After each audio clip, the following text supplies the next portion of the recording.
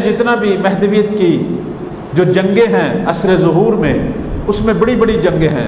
مسلمانوں کے اندر منافقوں سے بھی بڑی جنگیں دیکھی، یہودیوں کے ساتھ بھی جنگ ہے، لیکن مسلمانوں کا براہ راست مسیحیوں سے، نصرانیوں سے ٹکراؤ نہیں پڑا۔ اس کی وجہ کیا ہے؟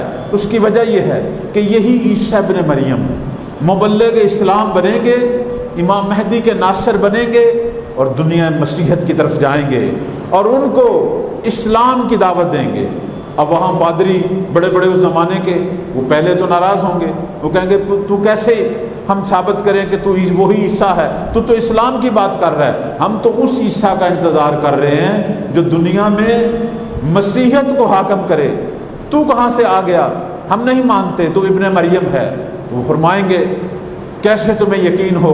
وہ معجزے مانگیں گے، عیسیٰ معجزے دکھائیں گے، مردوں کو زندہ کریں گے، نابینوں کو شفا دیں گے، لا علاج بیماریوں کو عیسیٰ شفا دیں گے۔ پھر جب وہ مان جائیں گے، وہ کہیں گے ہم کیسے مانیں؟ تو اسلام کا مبلغ بن کے آیا ہے۔ وہ کہیں گے اس وقت دین خدا دین اسلام ہے، اس وقت میں تمہارا نبی نہیں ہوں، اس وقت آخری نبی کا آخری وسیع دنیا کا امام ہے، میں تو اس کا ناصر بن کے آیا ہوں، میں تو مبلغ بن کے آیا ہوں، میں تمہیں مہدی کے ناصروں میں شامل کرنے کے لیے آیا ہوں۔ دین اسلام کی تبلیغ عیسیٰ کریں گے۔ کہتے ہیں اس وقت مسیحوں کے اندر 40 دجال آئیں گے۔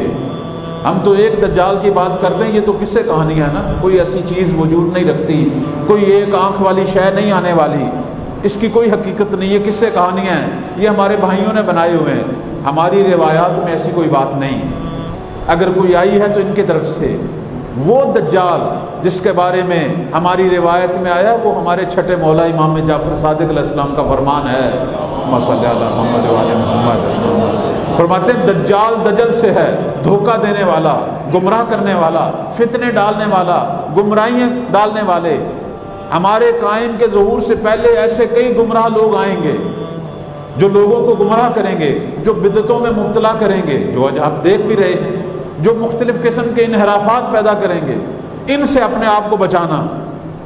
اب ایسے ہی لوگ دین مسیحیت میں بھی آئیں گے، عیسیٰ ان کے ساتھ جنگ کریں گے، پوری دنیا عیسائیت کو مسلمان کر کے عیسیٰ امام مہدی کے ہاتھوں میں قرار دے۔ اس وقت دنیا دیکھے گی کہ پوری دنیا میں صرف اسلام کا بول بالا ہے۔